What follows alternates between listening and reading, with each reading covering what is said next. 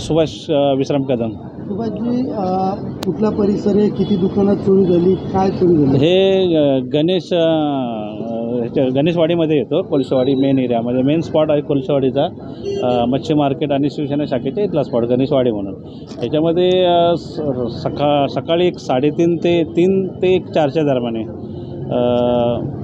इथे घडफोड दुकानं फोडी केली आणि तिथं म्हणजे दुकानच फोडत गेला तो. किती दुकानं फोडली?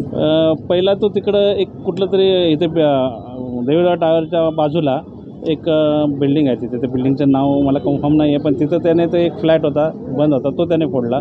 त्याला तो बंद पडला, त्याला काही सापडलं नाही. त्याच्यानंतर पानेरी शॉप इथे आहे, त्या पानेरी शॉपमध्ये तो गेला. तिथे त्याने तोडले, दोन्ही लॉक तोडले, पण मधल्या सीटरमध्ये त्याला ते उचकता नाही आला.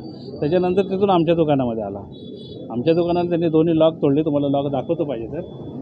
ते दोन्ही लॉक तोडले. दोन्ही लॉक तोडून त्याने उचकटवलं, वर केलं आणि वर करून तो हे सगळं काउंटर आतमध्ये जातं. आमचं काउंटर जात असताना तो ह्याच्यातून आतमध्ये गेला आणि आत माझा तिथे एक लॉकर आहे, त्याच्यातून त्याने ते सगळं म्हणजे त्याच्यामध्ये जे फाईल्स वगैरे पेपर वगैरे सगळे पुसकटून त्याच्यातून ती चिल्लर वगैरे आणि कॅश होती ती सगळी तो काढून घेऊन गेला. कोणार्क, अपना शहर अपनी बातें.